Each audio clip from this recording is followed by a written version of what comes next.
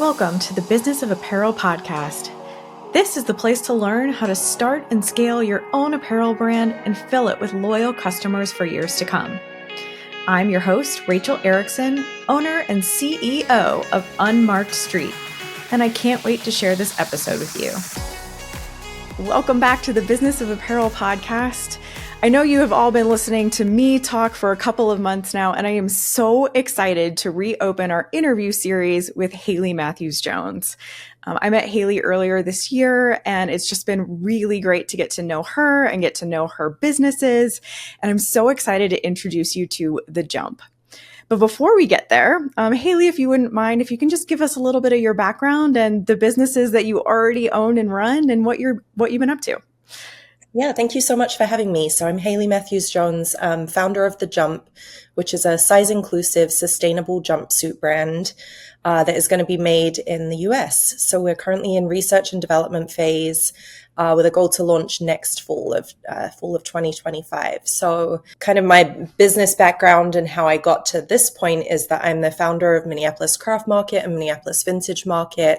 So I host pop-up maker markets all over the Twin Cities where I live. And I've been doing that for almost, next year it'll be 10 years. Yeah, that's kind of flown by. And so that's been a really good training ground and just kind of understanding the importance of shopping local, the importance of domestic manufacturing and local economies and things like that. And then with the vintage market, that sustainability piece and the impact of fast fashion and just really seeing the trend towards those two things of a more educated consumer and what people are really looking for and where they want to spend their dollars. So that's been a kind of a really, I feel like my experience professionally has really laddered up to this point of launching my own clothing brand. So I'm really excited to tap into that experience.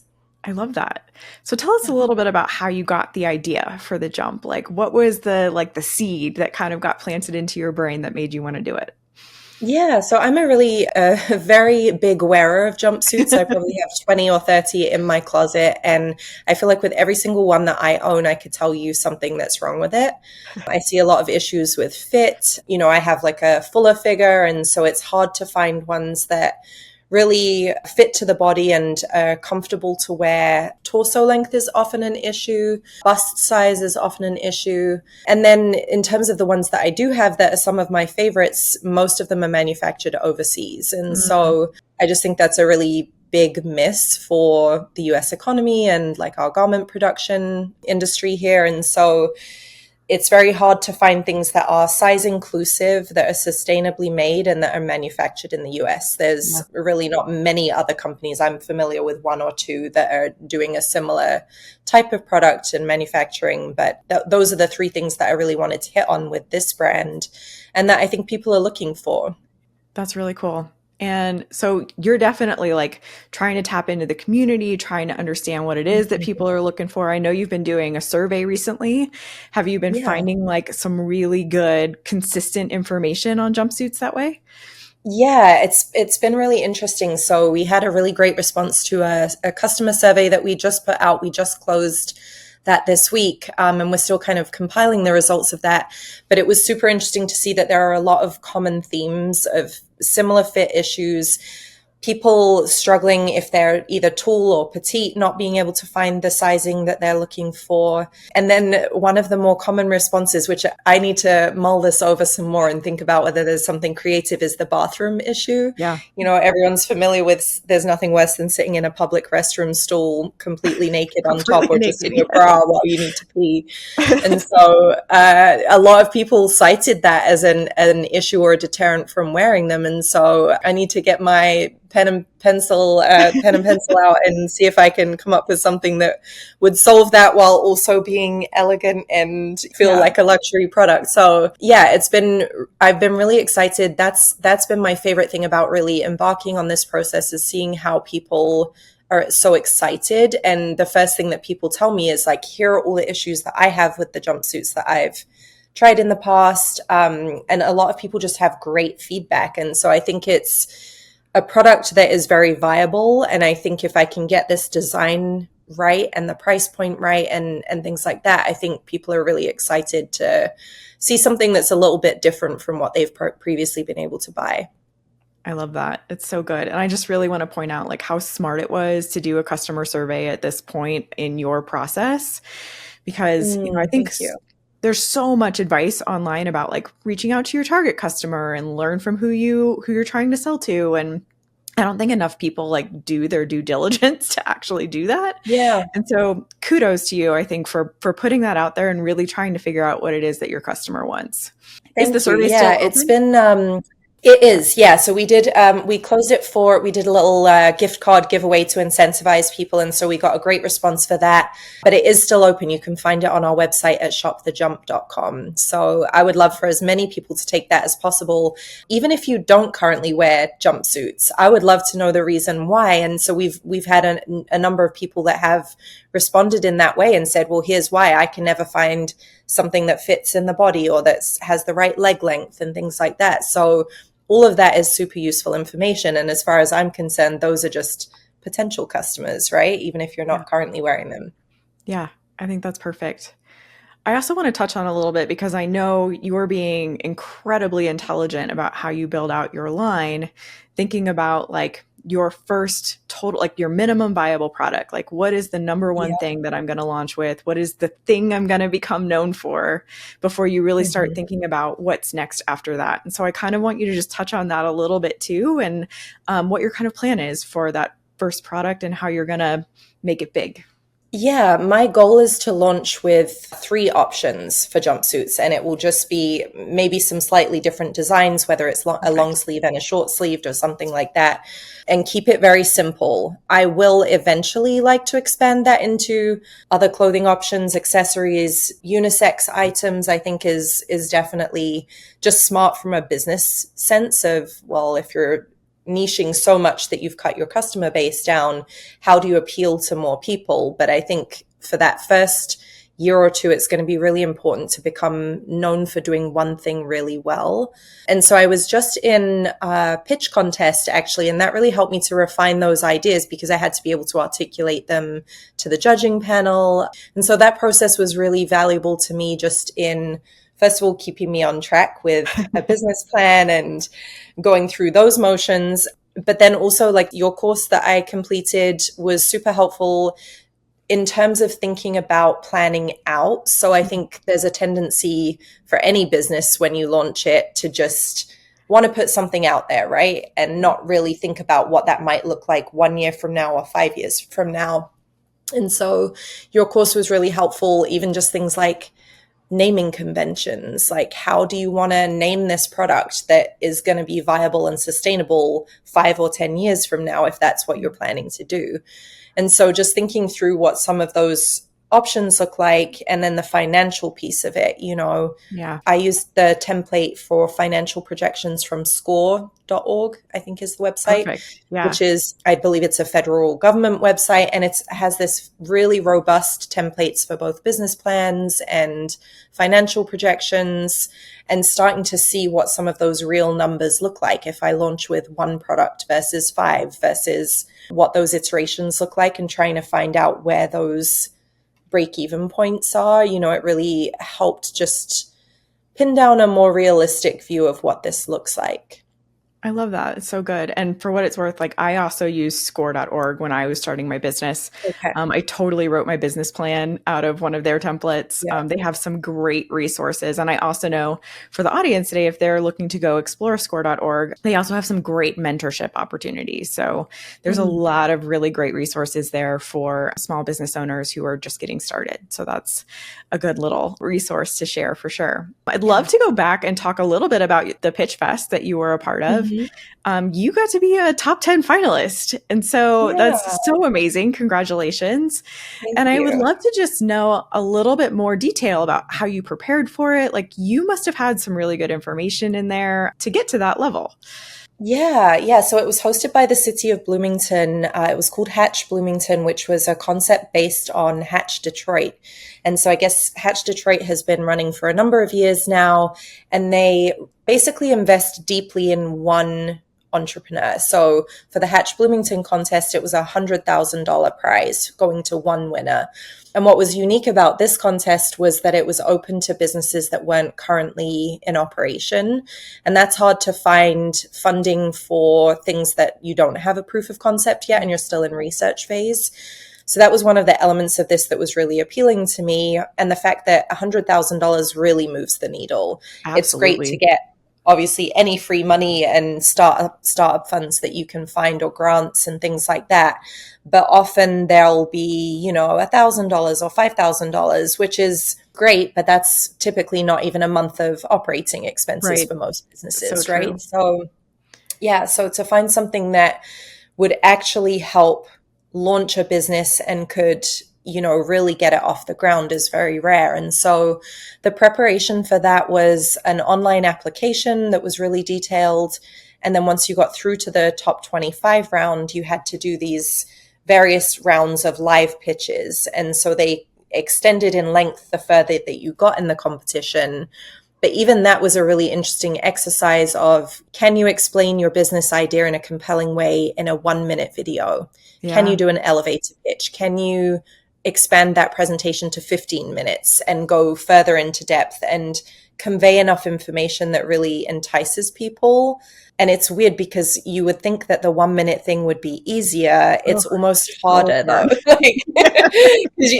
That's a handful of sentences, 5 to 10 sentences about what it is that you're really trying to convey that in a way that has people hooked. And so I think those are exercises, regardless of whether you're actually entering a contest or not, those are great exercises to have.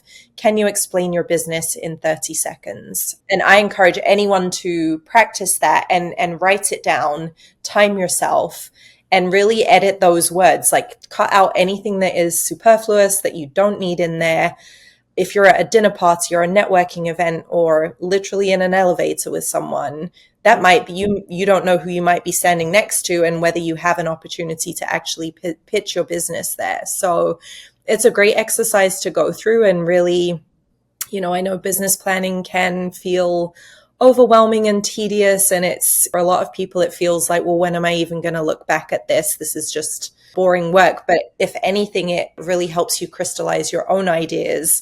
And working through some of those questions will then really help you figure out some troubleshooting along the way as well, of whether this is viable and whether your products are actually in line with what your audience wants. Yeah, I totally agree with that. And I think I felt that way too about setting a business plan when I was starting, and kind of thought, when am I really ever going to go back to this? But I've gone back to it several times. And to your point, exactly, it helped me, at least in my own mind, solidify. So even if I wasn't going back to the actual paperwork, I was still always kind of thinking about what I had written in there and what my marketing plans might be. And if I had blanks and I didn't know the answer, really digging in and trying to figure that out before I got everything kicked off. So kudos to you for doing all of that. I think there are brands who are 5 and 10 years in who still even need to do some of that work. And I think it's just going to really move the needle for you. So congrats. Thank you. And I think the self-accountability piece is a really big part of just staying motivated as an entrepreneur, because you can get lost in the weeds so quickly of just doing the day-to-day and what's next on the to-do list. And I think without that 10,000 foot view of where you're actually trying to get to, I think especially once your business is in operation, I often say with my other businesses that I could get pulled in 100 different directions just responding to emails and the requests that other people have, and completely lose sight of where I'm actually trying to get to. So I think having that strategic viewpoint of things is so important to just making sure that you're actually continuing to edge closer and closer to where you're actually trying to be, as opposed to just head down in the work, doing the thing every day, Yeah, I absolutely agree. That North Star kind of also keeps you going. I think on the days when it's really hard, and as small business owners, I think we always have those days where we're like, oh my God, why am I still doing this? Right. But if you have that really beautiful North Star and a strategy behind it, it makes it a lot easier to keep going for that day and wake up the next day and remember why you're still here. So I think that's really good. So tell us a little bit about what's next for the jump. Are you thinking about next development stages, sampling, things like that? Yeah. Yeah, so I am currently working on the prototype. So I'm working with a manufacturing company here in Northeast Minneapolis, and we're trying to really pin down that design. And interestingly, the first iteration, the first prototype that I got back, I was like, oh gosh, this is so different to what I felt like I had communicated and conveyed. That was a really useful exercise to me, just in terms of until you see something real, in my mind, there were certain ways that the closures would work and the collar was going to go, and the pattern maker interpreted it slightly differently. Mm-hmm.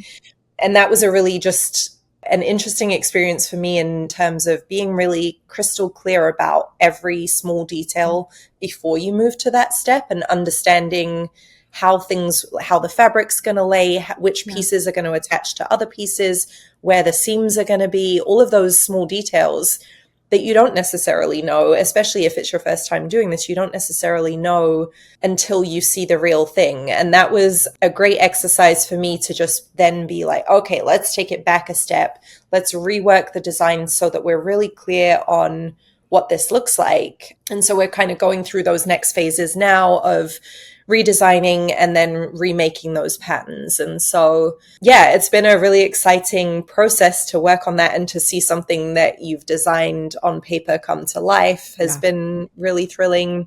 Yeah, and so next steps for funding is my biggest obstacle, and I would say that is my next step after really locking the design in, is thinking about different models for funding. And so pitch contests are a great option for, non-dilutive funds. I would say anytime that you can keep 100% ownership of your business and get funding, it is so worth applying for. And then thinking about, even loans are hard to come by if you're not currently in operation. It's a very small pool of things that you're even eligible to apply for. Yeah.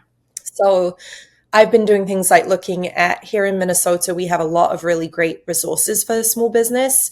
I would advise people to look at their county, their, local government, things like that. Often there are funding and incentives for small business support. It might not necessarily be unrestricted funds that you can use, but there might be things like, we have a program here in Hennepin County called Elevate Hennepin, which connects business owners with free resources like lawyers. So if you need a trademark agreement, or you need to form your LLC, or you need help getting your website set up, it's underwritten by the county, and you can get a certain number of hours free with those experts.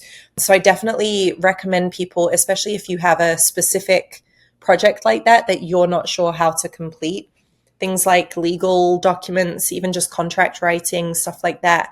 You can often find free resources, like the library is often a really good place to find out about those types of programs. And if you have any kind of economic development programs hosted by your city, I just recommend getting tapped into all of those listservs, because so many of those things come out via email, and you just, it's hard to know where to look for them. But there is often free money and resources that can be tapped into if you just are in the right communication channels. So I definitely recommend getting connected with those types of things as much as possible, because there's a lot out there that can really help support your small business, especially in those starting phases. And it can feel very overwhelming, especially if you're a solo entrepreneur, to even know where to start with some of those things. So funding is our next project. We're definitely looking for investment and grant opportunities. And so that's kind of what I'm planning to focus on for the rest of this year. I love that. You're the second person to recommend the library to me to kind of look up some of those resources. And so us having just moved to Colorado, kind of getting tapped into the resources that are here, checking out like the new local Chamber of Commerce, some things like that are all on my list to really get into, so that even, for my business and for Unmarked Street, we can kind of figure out what's next in that way. And I also want to go back a little bit to what you said about the first proto, where I just, again, really want to commend you for having like patience and almost like a sense of wonder in what happened with your first proto, because to me, for someone who's worked like inside the big corporations, the apparel companies, that's what a first proto 100% every time is for. To like see how your drawing comes to life. Mm-hmm. And through my career, I've maybe only seen a handful of first protos come out looking anything like what you really Right. wanted to. Yeah. And Yeah. and so I think there's an interesting expectation, I think, of people who are just getting into the industry or who are even like a couple years in and are getting frustrated like with their factory because they feel like their first protos or second protos should look better. And I just want to Mm-hmm. say, like, your experience is so normal and it's so key to do exactly what you did, where you said, okay, we're going to go back to the drawing board. We're going to discuss like what we need to change to this pattern to just make it better next time, instead of like dwelling Mm-hmm. on potentially what went wrong, because nothing really went wrong. It was a first prototype. So Right. good for you for seeing that. I think that's amazing. Thank you. Yeah, it felt a little bit like the experience of if you were to bring to life one of my kids' drawings of an animal, like my kid's drawing of a horse, and then you see the thing in real life and you're like, oh, that's a monster, just understanding that how you see things in your brain and maybe, and this is a kind of a going back to the thing about the business planning and the elevator pitches. Sometimes I think you can be so close to your own ideas that Mm, it makes sense in your mind and you know what it's supposed to look like, but that doesn't actually translate to the drawing on paper or the conversation that you've had with someone. And so I think it's just a really good exercise in clearly communicating, like you said, especially if you're not someone who's been through that process before. If this is your first attempt to ever bringing a clothing item to life, like how would I know that I need to think about exactly where the seams are and how the zipper will lay in the fabric and things like that. It's a great, and that's like what I really enjoy about this whole process and just like business ownership in general is I'm constantly being stretched and challenged and learning. And I yeah. think you have to view it as an opportunity rather than a failure. Yeah, I absolutely agree. And I also think it's just kind of a testament to just get started, Mm-hmm. because the sooner that you can get that maybe crappy first proto, the sooner that you're going to be able to fix it and start really Yes. seeing your idea come to life. So Yep. I think all of that is just so important. So thank you for Yeah. sharing Yay, that. yay for crappy protos. Yeah, exactly. I've seen so many in my lifetime. We've all had them. So tell us how people can find you, and if they want to follow Yeah. you, like where are you at? Yeah, I would love that. We are on Instagram at shop the jump on Instagram, and then shopthejump.com is our website. So the website is currently just kind of a little placeholder and collecting email addresses. And then we'll be looking to obviously build that out more once we have product in hand. And just kind of on that subject, something I've learned the hard way through my other business that might be useful to other small apparel brands getting started is the importance of building your email list from the very beginning. Have something collecting emails from day one, because we have almost 100 emails. We just launched the website a couple months ago and it's been very passive, just kind of sitting there. But whenever I get the chance to talk about it, people do go to it and will put their email in if they're excited about your product. And then you want to be able to tell them when you actually have it Yes. in hand, or you have an event, or you have a survey you need responses to, or whatever. We've had a pretty terrible experience with Facebook, like our business Facebook pages being hacked over the past year. And you just lose access Mhm. to all of that content, all of that audience that you spent years building. Yeah. And so the importance of just having an email list that is just yours, that you can move to any platform that you want when when you're ready to start sending emails, is so crucial. And social media is a great tool, and also you don't own that. Like, it Right. can change in any way. It can be hacked, you might lose your account. And even just the way that things are moving, especially with Instagram, is more of that pay to play model and people just not seeing your posts as regularly. You want to make sure that you have that foundation of like a regular, reliable way that you can communicate with your customers.